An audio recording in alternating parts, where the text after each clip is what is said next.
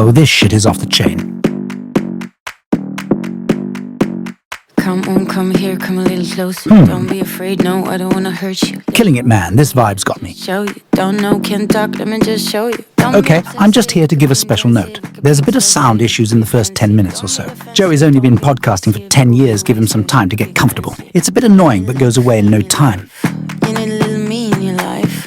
I wanna say Hell yeah, this beat, man. Okay, thanks for listening. Here's Hayne, Ellen, Stoy and Joey. Move, body, move.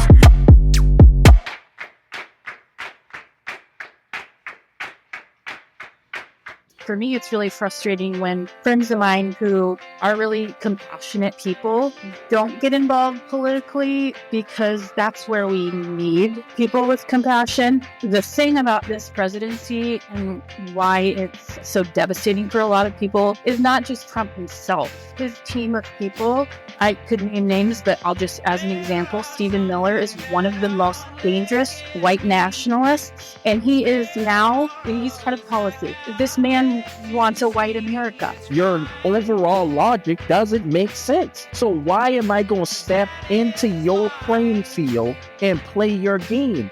It's automatically already set up for me to lose. I think we all really admire your heart and your convictions. So I hope you don't feel like you're defending that. And I totally understand Stoy's point, because I do agree that there's a two-party system and it's designed in such a way to keep them in power as long as possible. Also, I would say, to Ellen's point, I do think that there is change. I mean, Stoy, you're a free man. No. Your ancestors were not. No, I'm not trying to. That's so heavy. But it's reality. You can vote now, Ellen. You couldn't have done that. That's so true. It is a very heavy thing you just said, and it is. But it's true. It's very noteworthy. It's true. I demanded, pleaded, called God on promises, and was like, "You have to show up, or I am done." And he did. That's something to really think about. What does it mean that the God of the universe loves me? Are we saying that our God is bigger than their God, or what? Man, you got my mind going crazy right now. I just think that is evangelical bullshit. And I don't fit in their box anymore. So feeling rejected from the church makes me feel far away from God. If I'm living out the love of God, love of the divine, then in some ways we're unoffendable. It's wrong to marginalize anybody for any reason. Sometimes we can just have some things about our perspective that's off until we encounter someone who can challenge our thoughts, have conversations with us, and we just continue to grow and evolve. I'm with you there. Yeah, I like that. That sounded like womp, womp, womp, womp, womp, womp to Rob. I'm a hardcore gospel lover. I do love the gospel. I just think we get it wrong. Girl, I was so highly medicated, I don't even know if you got to. Oh, God, my people.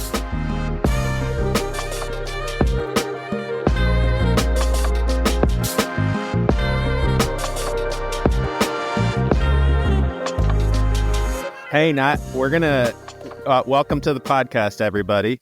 We have Ellen, Mauro, and we're waiting for Stoy P, but we got Hayne Griffin. Hayne, I wrote this down because I didn't want to forget to ask you. I was getting out of the car at a grocery store, and I saw a guy that was basically talking very abrasively, but then it looked like he was worshiping the sun, and then he went into frantic mode again, and then it looked like he was in delight and just unbelievable, just beauty surrounding him. And I was like, what in the world? And so I turned to another guy and I kind of pointed. I said, hey, what's up with that guy? He's like, he's tripping on something big time.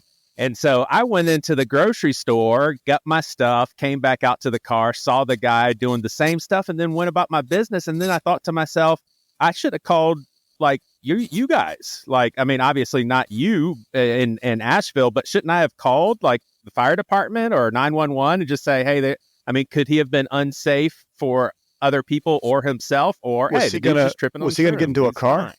Was he looking like he's getting into a car? I have no idea. He wasn't here. You can't call the police because someone's being weird, Joey. I know, but you could, if it is visibly obvious that someone is on drugs, it seems like the good civilian thing, not in a tattletale sort of way, but hey, let's call the good guys and the good ladies at the fire department, or, call 911 and just let them know what's going on. I mean, what's the harm of a cop or a firefighter coming and just checking out the situation? I think that's a waste of resources, Joey, unless they have a machete. Well, you know what? I would really like to hear the actual firefighter's opinion on this one. Sorry. As far as the resources. Just kidding. That's like the first time I've ever heard Ellen actually say like sorry in a serious way. And I was totally joking. I'm sorry. Was that uncharacteristic of me and how I said that? Was that sharp tongued? It wasn't at all. It's just been a while. Yeah. Hayne, if you got that call, would you be like, come on, man? I'd have got better things to do.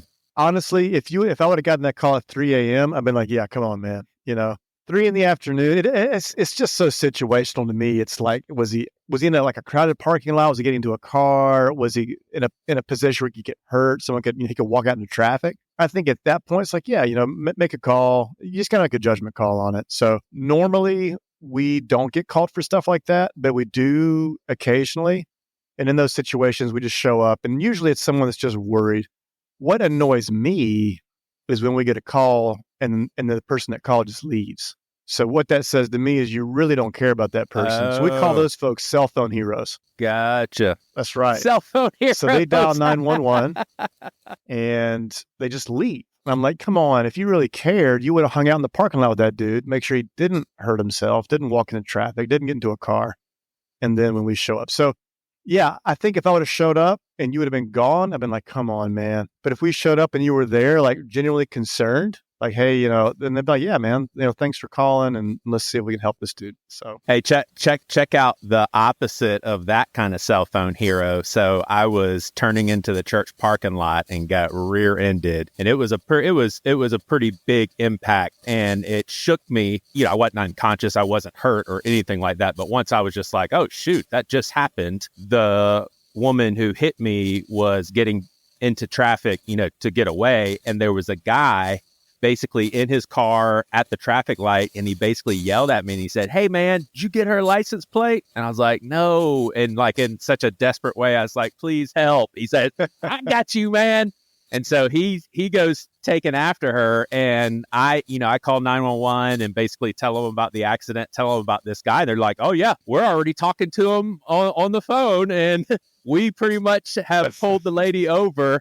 And that guy did leave. Like I didn't get to thank him or anything. He's just like, I did my duty. I'm out of here. You gave that guy like a superhero mission. He's been talking about that for the last. He's been telling everybody he knows about what he did. You gave him a gift. Yeah, there you go. All right. Well, Ellen, I'd love to hear how you are doing in general, but if you want to skip the generalities and let's just go straight into 2024 presidential post-election, we can. But I also care about you as a person, and it seems like the only daggum time I have to catch up with you is on the podcast airwaves. I mean, a little bit of texting here and there, but how you doing? This election has not been great for my mentee B that I was having. I don't know if I told you guys this, but I got off of my anti-anxiety medication, and I finally weaned off. It took me months and months, and the withdrawal symptoms are terrible, right? Mm-hmm. So I finally got off 6 months ago, and for the last 6 months, I think what was happening is I was really minimizing what I was feeling, and I think it was getting worse and worse and worse, but I was really, really trying to manage it and downplay it. And something triggered something, and I went into like a 6-day I'm not bipolar, but I call it like a manic panic episode. My doctor calls it a depressive episode, but basically a 6-day long panic attack. Oh my gosh. I was sleeping maybe an hour or two a night. I was not eating, just terrified. Like I was shaking. It felt, for 6 days, I felt like I got pushed out of an airplane. I've got 2 little kids. I gotta drive. And so my agoraphobia was like not great either. Ellen, real quick pause. What's up, Stoy? Give us a timeline. Stoy, Ellen was just telling us, articulating what a 6-day panic attack feels like. What I missed the timeline. When are we talking? And then just maybe for Stoy's sake also. Last week. Last week. Okay, that's what I thought I heard. So, and then the election happened, like on the tail end of that. Physically sick. I don't think that I was set up for success for this election because I was already having this happen, but it really just brought me to my knees, I think, for sure. But now I'm back on my meds. I can't fuck around with that anymore. Some people just have to be on it to survive life.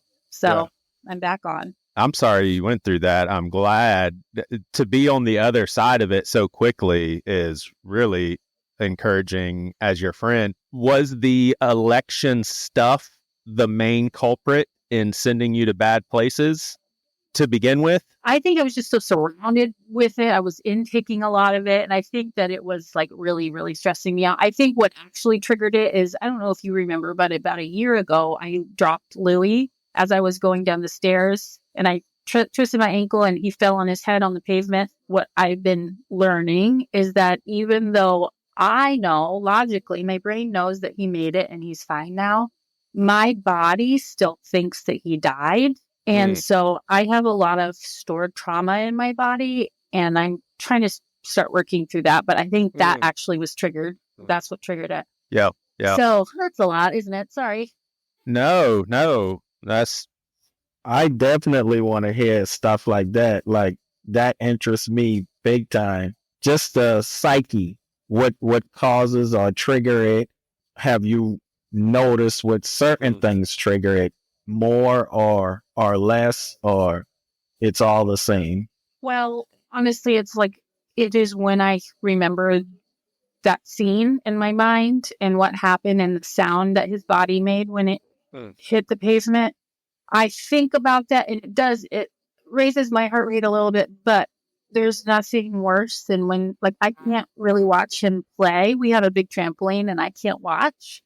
When he's wrestling or playing with his sister, like, I have a really hard time. And if he does hurt himself, I am a wreck for the whole day. And it's just, he's fine. It's just, I need to work it out somehow. Yeah. I think I want to do EMDR for that. Yeah. What's that?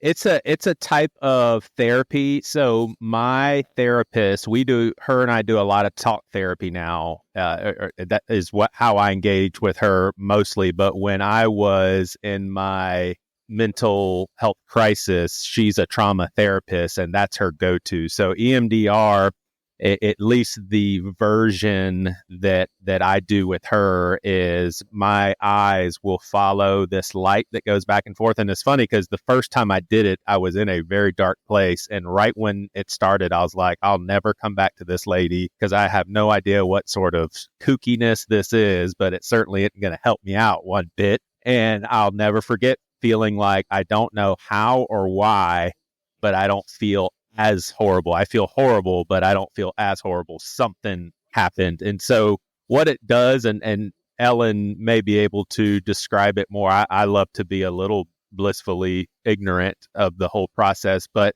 it like isolates parts of your brain and basically frees other parts up to think certain thoughts and process in a certain way that you wouldn't be able to if your eyes weren't focused on that light going back and forth. You have to be trained and licensed and all of that to practice it. So it's like a newer version of therapy. Ellen, I was counseling with a couple and this was eye-opening. This was a whole nother level of anxiety. There was a husband and wife and they just butt heads a lot about the safety of their kids because he's very adventurous and he wants to be able to play and throw the kids and, be rambunctious. And she is like over the top, very cautious and very scared, driven by fear. His parents have like a dock and it is a long ass dock.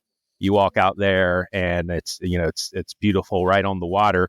But if the tide is in, there's water on both sides of that dock for a long way off. And they were talking about how he wanted to be able to walk with his boys down the dock. And she was like, I can't stand the thought. And I was like, well, what do you think's the worst that could happen? Because I had been there before.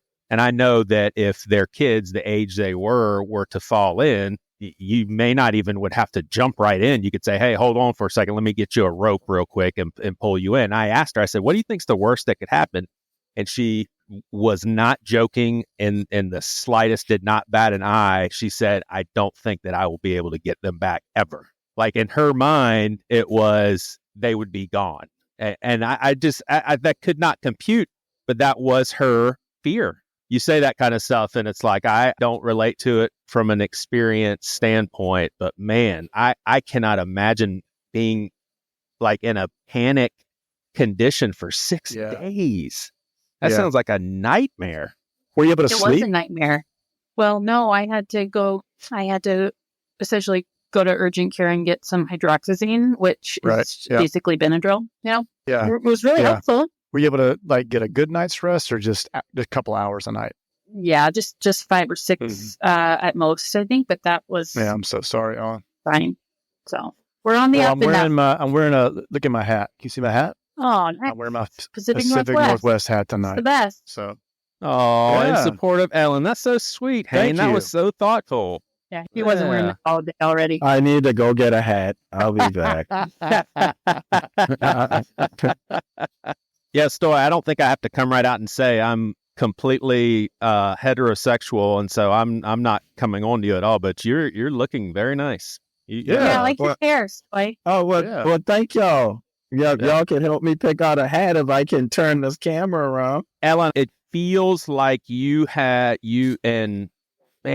this is a tougher one for me to talk about because I feel like I already feel bad about not being as invested in politics one way or the other. I don't mean that I feel bad for not voting in Charleston, South Carolina for the president. We know who's going to win South Carolina. I'm not saying like I feel guilty about. Did you not vote? No, I did not.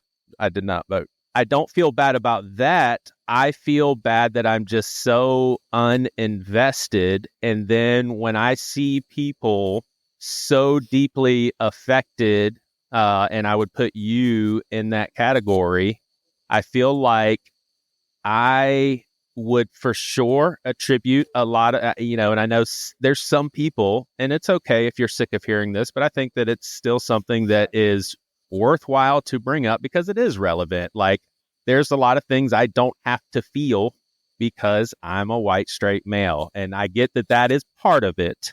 But then I also do not really trust, we've talked about this on the podcast, I don't really trust the people who are running for office. I don't really think that either side really has our best intentions in mind. And so I just feel like I bow out, and then I see people like you so deeply affected. Anyway, I'm just coming right out there and saying I am emotionless about this, and I am ready and willing to learn from you as to why that may not be a responsible posture to take. And I want to know how you are feeling about everything also.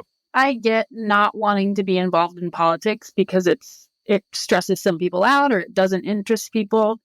But you are interested in politics because you live in a society that is under rules and laws that are set by politicians. So you very much live in it, and you do care a lot about people. And for me, it's really frustrating when friends of mine who are really compassionate people don't get involved politically, because that's where we need people with compassion. The thing about this presidency and why it's so devastating for a lot of people is not just Trump himself. His team of people, I could name names, but I'll just, as an example, Stephen Miller is one of the most dangerous white nationalists. And he is now he's head of policy. This man wants a white America.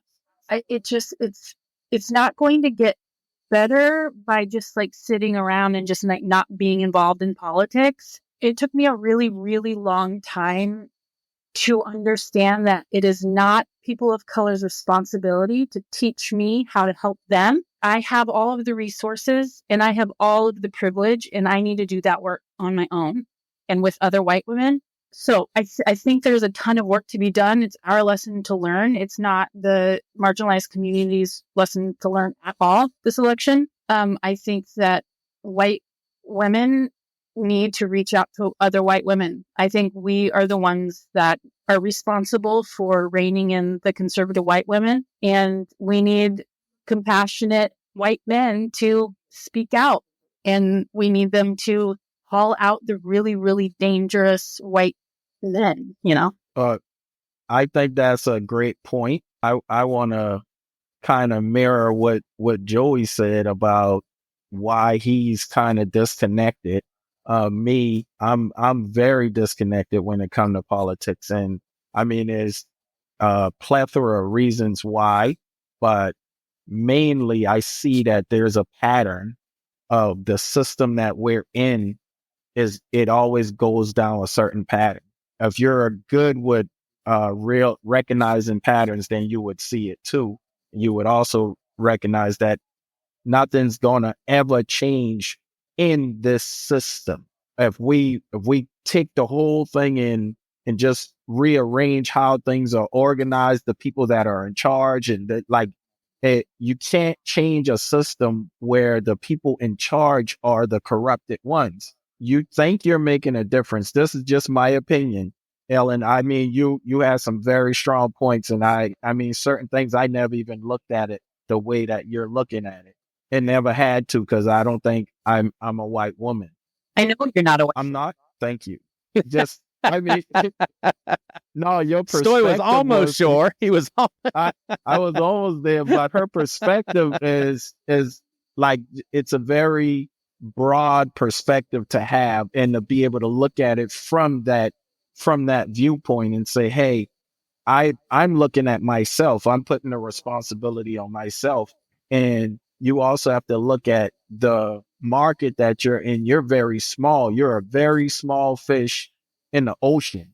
You're in an ocean of fish that you're trying to convince to, let's look at this from a perspective that considers others. Let's look at it from a perspective that does. It's too big. Like the ship has sailed in this system, because we have people that can look at things and say, no, that's not right. That's wrong. Let's change the way that's being done.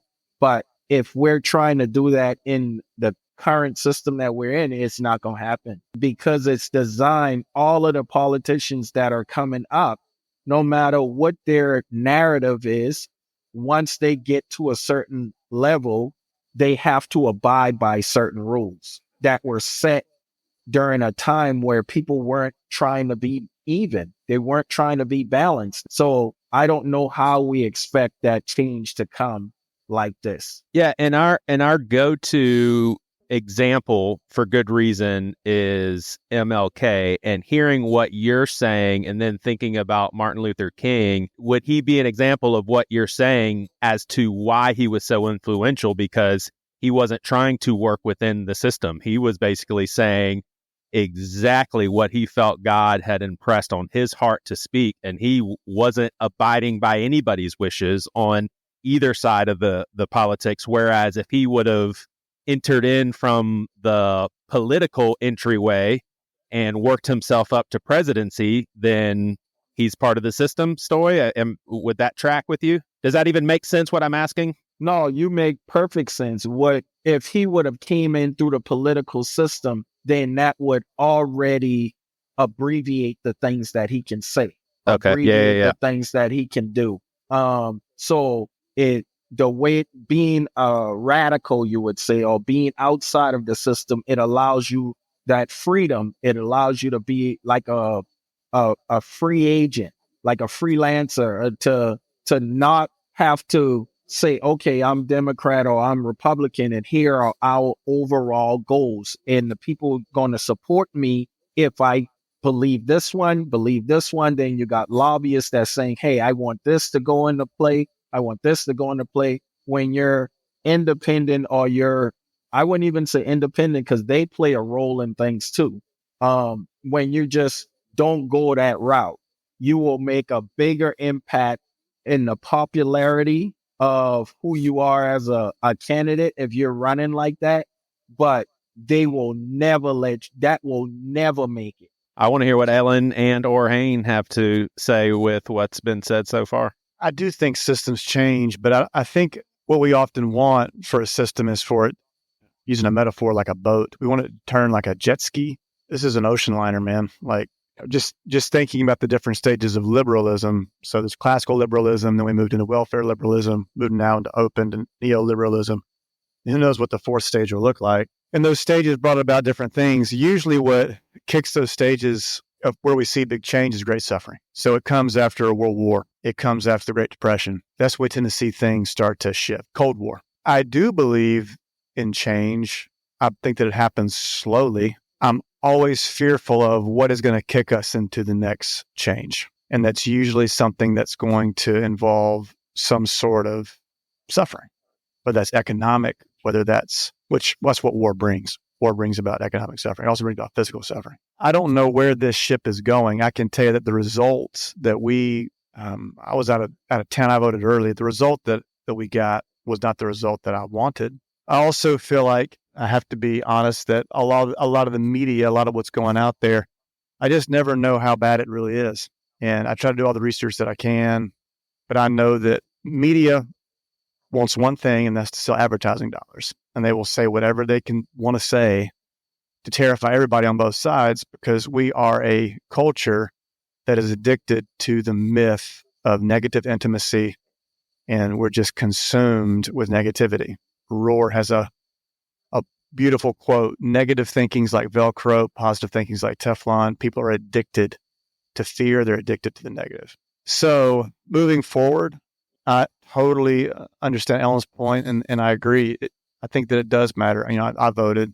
I know it really affects, particularly this election. And Ellen, you can speak to this. I know it really has affected my wife and my female friends in a really big way. It feels like a real punch in the gut, a lot of concern and worry, and I think that's relevant. See, I need to hear this. Ellen, do you want to step off on that? Yeah, I mean, you guys know how I've felt about abortion forever, right? I hate it. I wish it didn't exist.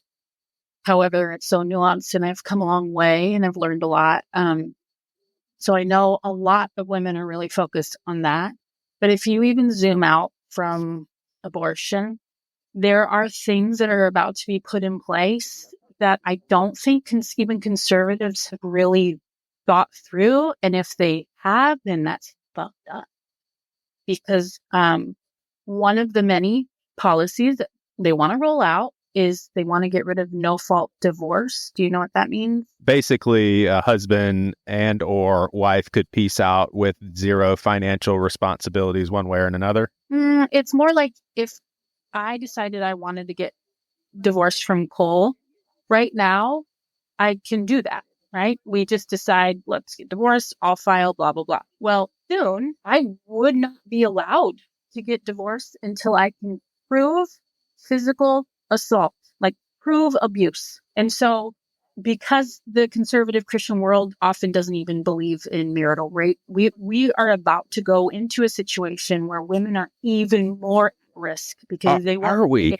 And I mean that sincerely. Like, are we? Yes. So please educate me, because that sounds horrific. And Ellen, it's bad. My ignorance is bad. But here's the thing: is I would put my wife in the same category. Now, her antennas are way further out when it comes to being sensitive about what she's hearing from other women. But she's kind of blissfully, we were just talking downstairs before podcasting, and we're on about the same playing field as far as what we're aware of. Like when people talk about Trump and then make the Hitler comparisons as far as that's the trajectory we're going in, I cannot take that serious. I'm like, okay, but Joey, if you look at like sociology studies where they looked at what Germany looked like right before Hitler came into power, very similar to our situation here, right?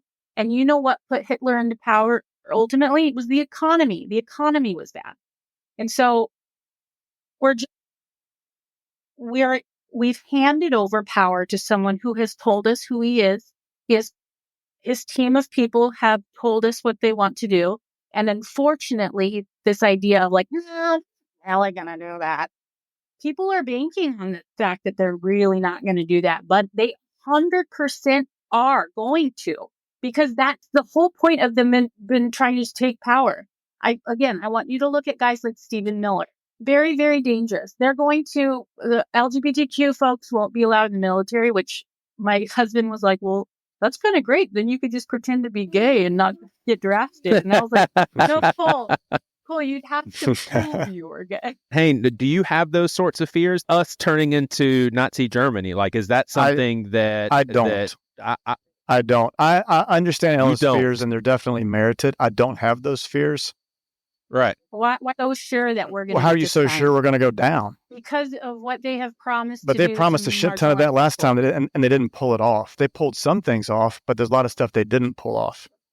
So part of the strength of how our country is set up, and we are a jacked up country, but part of it is that, Ellen, I don't care how good this economy gets. Can you ever imagine being like, oh, you know what? This economy does kick ass. I love Trump now. Well, you and every other person who is never going to be a Trump fan, including the person that's speaking right now, we're not all just going to be like, oh, the economy's great, so we are behind this guy in the same way that Nazi Germany was behind Hitler. Well, there's a big difference in where Germany was before they came. Germany just came off World War I, and they were completely oppressed by Europe. They were oppressed by everybody. I mean, their economy was tanked, and the international community tanked it. They were under so many sanctions because of what happened in World War I. So we're not in that exact same place that Germany was in. I don't necessarily buy that in terms of we're in the exact same place, where Germany was, because we're not. We're not coming off of a war where the whole world is creating sanctions against us and it's making us basically their bitch. So I think it was primed for a guy like Hitler to come in to say, hey, he was all about nationalism, which I get it. That's a lot of Trump stuff too. So there's definitely crossover, but it's just not that bad here yet. That country was so oppressed at that point. A guy like Hitler was just like, they were so angry at their oppression, so sad. He was just diesel fuel to take off. Now, yes, do we have a contingency in America that's like diesel fuel? Absolutely. There's a fire in a lot of people's bellies, but I don't think that every single person who voted for Trump is a Trumper. I think they walked in there and they held their nose when they did it. I think that there's still enough checks and balances in our culture to prevent this from getting completely sideways. That's just my opinion. And I do believe that the center will hold. My question is, if y'all watched the election, do y'all think it was that amount of people that wanted him as president? Because every section that I'm in and I listen to people, it's like nobody wanted this, but it happened. So I'm like, okay, either people are not being honest or the system is not. I think a lot of people are being honest. I don't like to go down rabbit holes in conspiracy theory, but I don't know. I feel like there's something to it. I think it's really just some weird stuff. And I think I saw a TikTok video of somebody saying, for the last 4 years, we have had to sit and listen to Trumpers complain about everything and have all these conspiracy theories. And now it's Howard. I think it would be interesting if we really could find out. I think we're all kind of baffled by the reality of the red and blue. I think that all these voting booths and all of this stuff is not working properly. This is this and this is that. I think that was a plot to just get in there and rig it the way they want it to be. Well, I trust the process. I trust the election officials. And if we say otherwise, then we're just as fucked up as they are. I'm not saying either way. I'm just looking. I'm on the outside looking. Yeah. I'm just making an observation because I don't care either way because I know I'm not going to make a difference in that field to change that scope of people to see the world like it. I feel like it should be seen. I just don't think that's going to happen. I hate to say it, but if everybody had that attitude, nothing would get done, Stoy. No, well, I mean, you can say what you want. I like other opinions on my perspective because it broadens me. but I'm going off of 48 years of what I've seen already. So not something I'm listening to somebody else tell me. This is something I've seen with my own eyes. So, and I've heard your statement from other people all my life. So it's like, okay, y'all are saying this, y'all are voting, y'all are running to the polls, y'all are doing this, but somehow this person who has not demonstrated any type of presidential qualities, They don't care. that's what I'm saying. And you're not telling me that person became president because somebody like me is fed up with a system. No, that person became president because that system is doing what that system is designed to do. I forgot to mention one of the big reasons that women are upset about this. Say it, Ellen. I know what you're going to say. Tell us. Like, what does it say to our children that we put a sex offender in charge of our country? Like, I am so proud that I voted for Harris because one, for example, you, Joey, if we had the first female president ever, you would have never been able to take credit for that because you did not participate. That's one reason I wish you would have voted. But do you understand how the Electoral College works and how that and how South? I know you do. I that sounded rhetorical. I didn't mean it that way. But are you aware of how South Carolina goes? My vote would not have changed anything when it came to the presidential. But if South Carolina was a blue election. state, would you have gone and voted? No. Really? Yeah. Okay. I mean, I have to be honest. I mean, what if South Carolina was purple? What if it was a purple state? No. Joey, I'm with you, ma'am. I am very proud that one day when my daughter asks who I voted for, I will be so proud to tell her that not only did I not vote for Donald Trump, but I voted for the other person to try and vote against him. I'm very proud of that. My husband too. He's like a white Christian guy. He actively voted to try and get this dangerous man not in leadership because we've got what is that saying? What is that saying to our to women who have been sexually assaulted? Now it doesn't matter. It doesn't matter because you can still be the president. You can still do whatever you want to. You can assault as many women as proudly as you can. Nobody fucking cares. Christians certainly don't care, and men don't care. Right, and I think that everything that you're saying needs to be said, and it needs to continually be said. I listened to the NPR episode, the Daily News, the one that came out right after the election. Their analyst basically says, in his opinion, the moderates were fed up with this connection point that I think, Ellen, you would agree that a lot of people make, and I'm curious if you make it, and I think it's not a good connection, but they said that there was too many moderates that were fed up with, oh, so you're saying that if someone votes for Trump, they're also a misogynist, they're also a racist, they also don't care about immigrants, and you're a bad person if that's who you vote for. And I was surprised that this guy was saying this on NPR. He says that he thinks that a lot of moderates were fed up with that sort of mentality. Do you make that connection? When you think of Trump voters, are you able to think with, I'm trying to ask this in a way because I don't mean it in a way to insult you at all. Or do you think about it with nuance, or do you think if you voted for Trump, this does mean at least these two things or this one thing? Like, where would you stand your ground when it comes to, if you voted for Trump, here's what you should have known? Or would those words even come out of your mouth? I get that not every single person who voted for Trump is a racist, but every racist voted for Donald Trump. And I feel like they are bad people by omission. It's like, you may not be inherently racist, which even I have been, but to not denounce any of it, I just feel like that makes you an accomplice. I feel like it makes you just as guilty because you signed on to all of that stuff.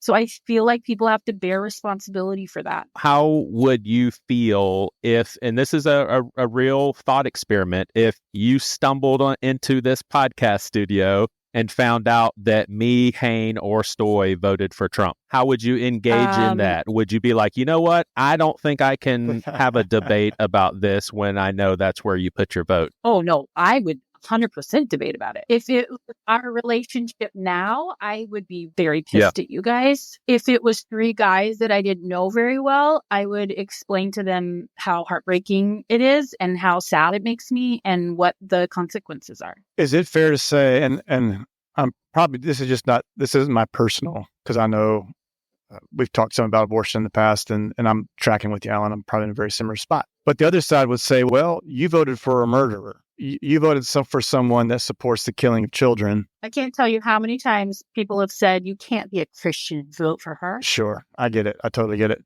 But you would say, well, no, I don't. I don't advocate at all personally for the murder of children, but I think this is the best candidate for my values. In the same way, someone would say, well, I don't advocate at all for racism, but I do think that this candidate, for whatever reason, economically, foreign policy, whatever, would say, I went in there and I voted like this, with my fingers pinching my nose. That's assuming that they're sort of ignoring all the racism and still voting for him. I would say my issue with abortion is a lot different. I'm not ignoring abortion. I feel like there are different strategies to eliminating and reducing abortion. And ultimately, there are different ways to go about it. And sure as hell, there are pro-life Democrats. And it took me a long time to know that. And there's just different ways to go about it. And now I feel very much so like we need to get to the root of the problem and not just cut it off at the pass. I really, really believe we need to focus on resources and education and actually loving and serving young women. Yeah. But I think, and I think Hayne is saying this. Hayne, you stop me if I'm going too far. But exactly how you articulated your thoughts as a Harris voter, couldn't someone articulate similar thoughts in the same peaceful manner, except they just saw the, like Hayne mentioned, abortion in a completely different light than you see it currently. Like, imagine the Ellen from a long time ago. It just seems like the posture you just presented, someone could present a very sensible posture, except say, and I think that Trump is better because, man, that abortion one is huge. Yeah, that's what I was trying to communicate. It's like, there's... Well, but alternative would mean that you would have to be like, yeah, I voted for Trump, but I feel like there's sometimes when racism is okay, and sometimes that sexual assault is okay, and that's what that alternative would be. But don't you realize there are some people, and I because I haven't gotten their permission, I know that there are some people who are like, I can't stand his racism, and he is a racist. I can't stand how he treats women. That stuff did happen. I'm sorry. More important than any of that stuff to me is the abortion issue. I'm not saying that I agree with that sort of interacting with politics. I'm saying that does make sense if that's what people feel stronger about. Yeah, that was me. Right. But I have zoomed out a lot. I was so uneducated about everything else that was going on because I was so laser focused on this one issue. And now I'm such a raging feminist. Now I get it. I loathe abortion. Yeah, think about this. Think about this. What have the talking points been? Go back as far as you can remember in elections. They have pretty much the same talking points every 4 years. And they choose the talking points that is going to guarantee a divide. Like, you're going to have people on the opposite sides of abortion. You're going to have people on the opposite sides of gun rights. You're going to have people that want anybody to have the privilege to live in America. They choose the things that get you going the most. Story, are you saying? So you're saying I'm not going to play y'all's game? Is that kind of what you're saying? Yeah, I'm not. I don't. That's exactly what I'm saying, because it's just a game. Like, you're going to always have an Ellen on one side, and you're going to always have a Stoy on the other side.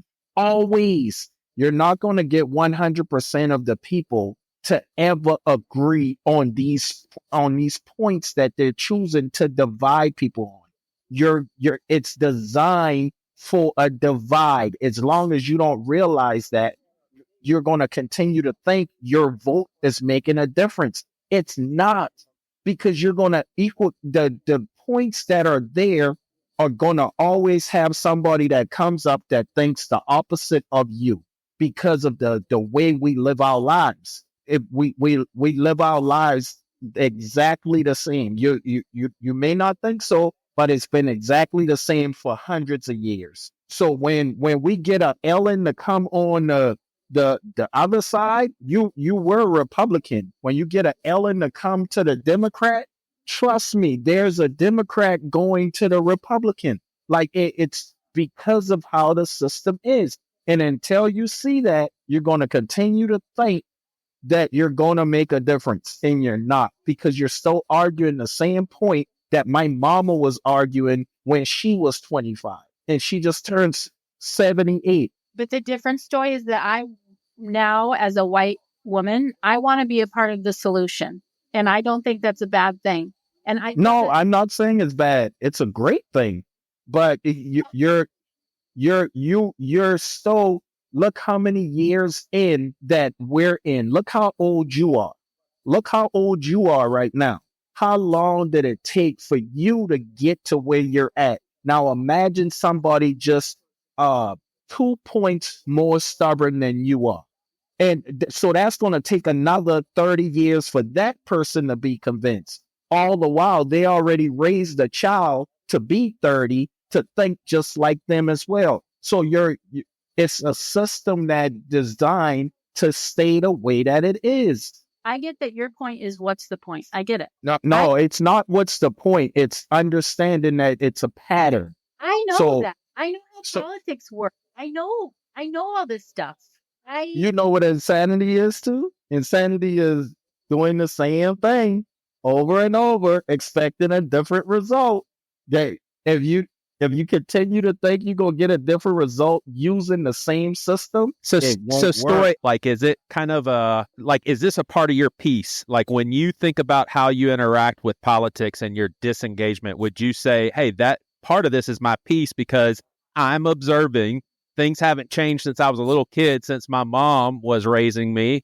Like, things haven't changed. For my own sanity, for my own peace, I got my eyes on what God has in my life, and that's all I can worry about. And that's basically why you're so gung-ho on disengagement. Or am I talking out of turn here? Yeah, that's 100% a part of my peace. My peace is who I am as a person and understanding where can I make a difference at? Like, that's where I want to put all of my energy in. If I'm looking at a system that tells me if you've been a felon, you cannot vote, but then also saying I'm gonna make this felon a president, I can't trust you. Your overall logic doesn't make sense. So why am I gonna step into your playing field and play your game? It's automatically already set up for me to lose. I mean, if you're telling me one thing on one breath and then it changes, the narrative changes for somebody else because this person happens to be of a certain demographic. Now, none of it matters. How can I play your game? How can I play your game? I can't. That would be silly for me to play your game. And it would be silly for me to think that I'm going to come in this system that's been there for 200 years and just me saying, hey, I think you need to be more considerate. And you know how many, I already watched many great politicians that you think had a great voice and they try to change it through that system and it didn't work. They fell flat on their face.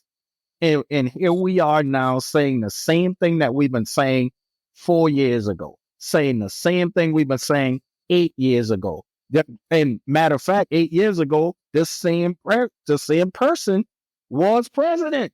So you already know what you're going to get from him, and people elected him again in that same system. So Man, that Joey, you're right. I keep my peace like that because I understand I already saw the pattern. If I continue to play in it and think I'm gonna make a difference, then I'm insane. I wonder if there's people wired up like Ellen to where she couldn't be at peace not being engaged in the way that Ellen is.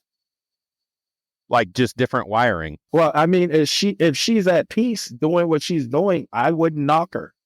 I wouldn't knock her peace because whatever brings you peace, I'm all for it. I'm not getting involved for my own peace. In fact, it makes me very anxious and unwell feeling. I feel like it's my responsibility as a white woman to learn and use my knowledge to make some good in the world and not sit back. I mean, listen, I know you. I really admire your heart, by the way. You don't have to defend none of us would bat an eye. I mean, for sure. I think we all really admire your heart and your convictions.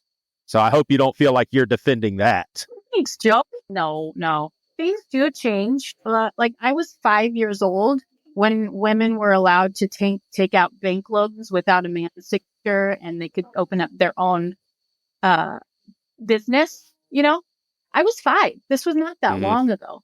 And so I know things progress very, very, very, very slowly. Yeah.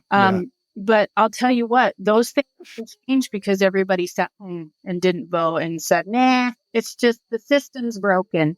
I want to honor those women who came before me and did the work and sacrificed a shit ton of stuff so that I could do whatever I want. Yeah. I can do whatever I want. And it's not, I didn't work for that. Other women did. Yeah. I'm not a white woman, so I know what you're saying as far as seeing things change by radical and people not sitting back. But I've also watched that you can change things in different ways too. And I choose to change my mentality. That way I can make a difference in my kids, make a difference in what they see throughout their life without engaging in the stuff that I feel like is damaging to society. Yeah. So that's just the route I chose. But I see what you're saying. I think that the truth is usually in the middle. Hate that. And it's really because nobody wants to balance. It's the balance. And I totally understand Stoy's point because I do agree that there's a two-party system and it's designed in such a way to keep them in power as long as possible for as long as they possibly can. Yeah, Matt, I'm pretty sure it's Oxley. It just says Matt, but Matt in the live chat said that him and Stoy on the same page. Joe Biden could have protected Roe v. Wade, but refused to pack the court to make that possible because he knew that it would be important to women and would be his best chance to beat Trump. So I feel like that there are decisions that are made on both sides that a lot of their constituents would want it to go a certain way, but they don't. They don't pull the trigger. They don't put it to bed finally. Because if the tennis game is a metaphor of the tennis match, if they keep volleying back and forth, everybody's eyes are just on the volley. It just keeps going. I understand that. Also, I would say to Ellen's point, I do think that there is change. I mean, Stoy, you're a free man. No. Your ancestors were not. No, I don't. I'm not trying to. No, I'm just saying things. Oh, that's so heavy. But it's reality. Yeah. It's reality. You can vote now, Ellen. You couldn't have done that. That's so true. It is a very heavy thing you just said, and it is. But it's true. It's very noteworthy. It's true. It was politicians that helped change. Then a war, and that's what I get back to suffering. It's these major events that happen that usually propel us forward, and I hate that that's the case. But I can say that in my own personal life. It's when I suffer the most that I have the most growth and change in my life afterwards. It's hard. And I think that happens. The fact that we were getting forward and now we're being pulled so far back. I think I want to kind of learn when else this has happened. But that's just but let's just kind of go to the Old Testament here. That's just the nature of how things work. To the credit of the Jewish people, they recorded their history, and it's nothing but this bullshit of going down, down, down, and then they get good growth, and they make a mistake and they go down, down, down. And I know we always want the trajectory to be like, just a steady up. It's just how our lives are as a community, as a nation, or as individuals. It's almost like looking like if you look at the history of a stock, If the stock is a good stock, it goes up a little bit, then it goes down. Yeah. And then it goes up, then it goes down. But you're hoping in a 100-year period or 20-year period, the stock would say that you got an upward trajectory for that. And I think for me, I feel like we're in a downturn. There has been major change, without a doubt. Women can vote. Black people are free. It doesn't mean that nothing's perfect. There's still misogyny. There's still racism. There's still major issues out there, without a doubt. But I do think, are we better right now than we were 150 years ago?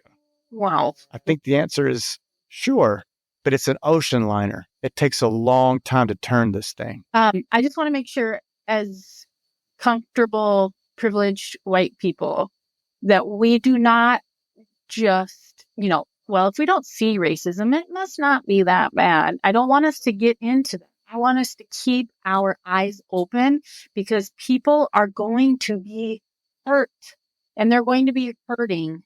And we need to pay attention to the hate crime numbers. The only silver lining for me, because I'm so petty, the only silver lining with this whole thing is that from when does he take office? The 20th or something?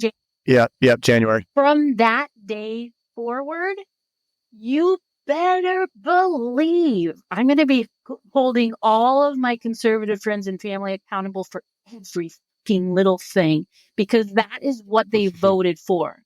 If people start getting lynched, that is Tammy's fault. No, not Tammy. That's my mother-in-law. That was the first name that I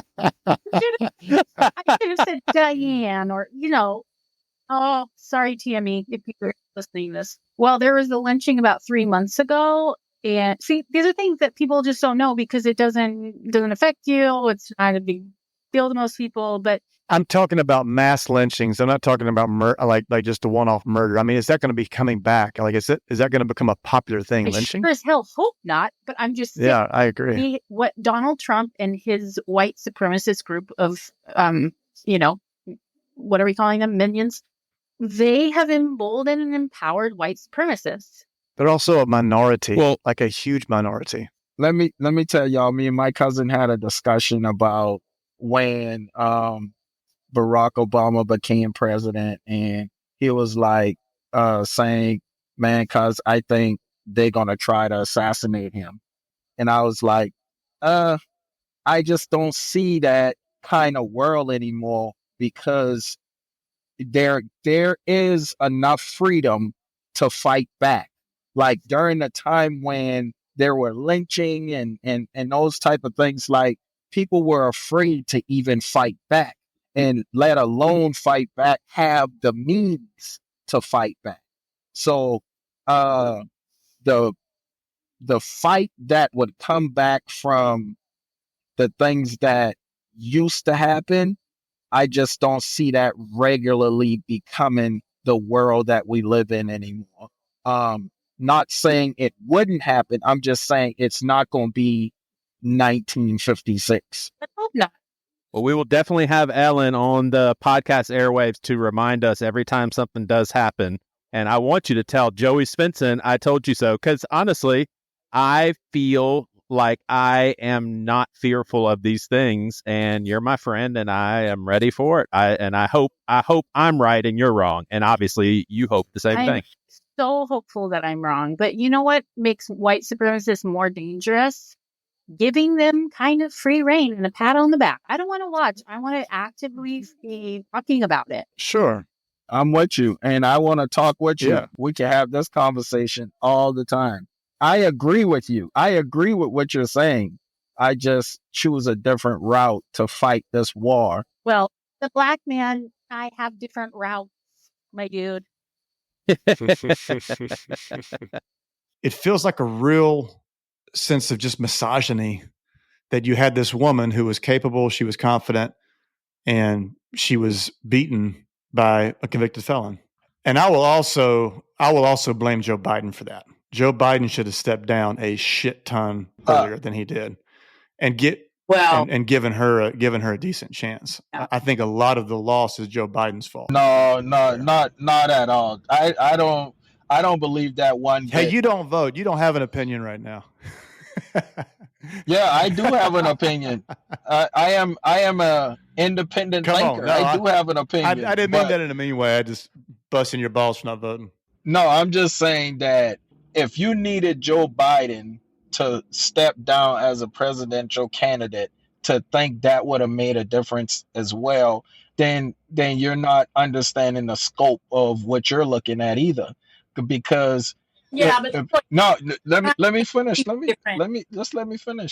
I think Joe Biden stepped down a long time ago. Like nobody in their right mind was going to vote for somebody who can't even.